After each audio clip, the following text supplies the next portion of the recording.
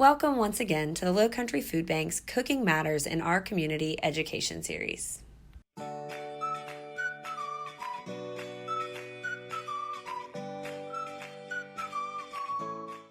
Welcome back to Cooking Matters in Our Community. What does your typical breakfast look like? Are you a grab and go whatever you have in the pantry type of person? Do you maybe focus on your coffee and snack throughout the morning? Or maybe you skip breakfast altogether? Regardless of your answer to those questions, I hope that today's video will spark some new breakfast ideas and provide you with some tips and tricks to choose a healthy breakfast that leaves you full and energized all morning long. A good rule of thumb is to use 3 food groups. Use the My Plate as a guide to help choose a balanced breakfast. A lot of breakfasts tend to revolve around grains. If you're choosing a grain-based breakfast, the key is whole grains. Today we're going to do a little experiment to see how our bodies digest whole grains differently from refined grains. Here's a piece of 100% whole wheat bread. We're going to put it in our first bowl.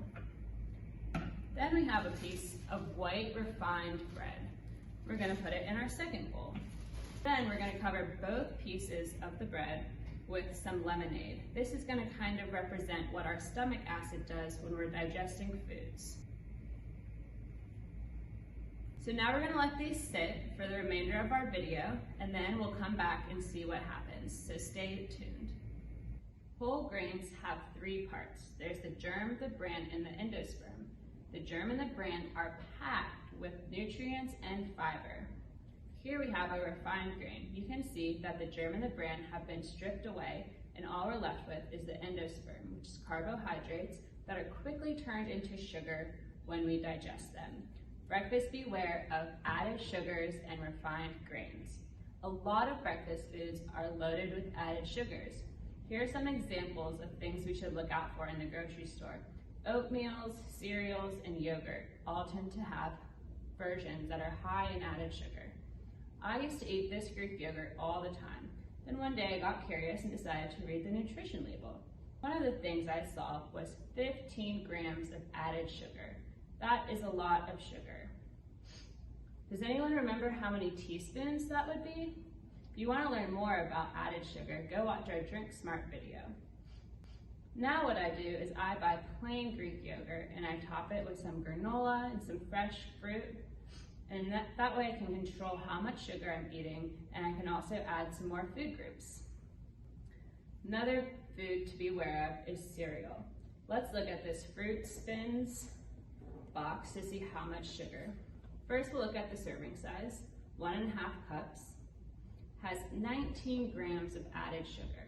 That is a whole lot. Next we have our corn checks. This is a more plain, original flavored cereal. And in 1.25 cups we have only 4 grams of added sugar. Does anyone know what else we should look out for when we're looking at grains like cereals? Did you think about whole grains?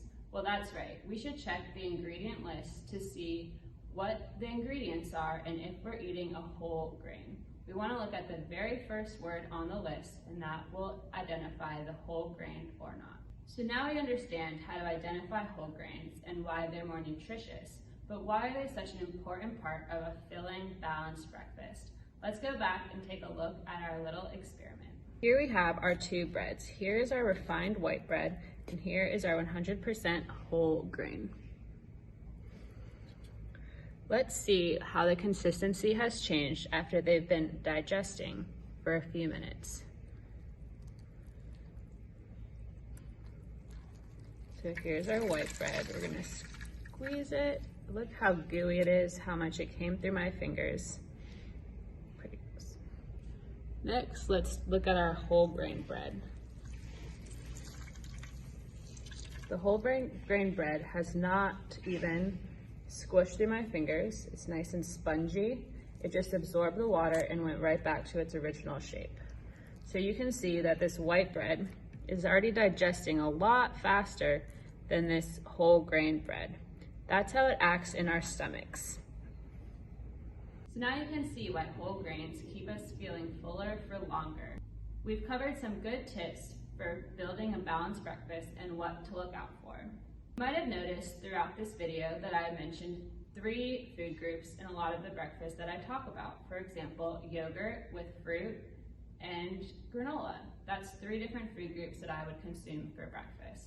What can you come up with? There's lots of options out there.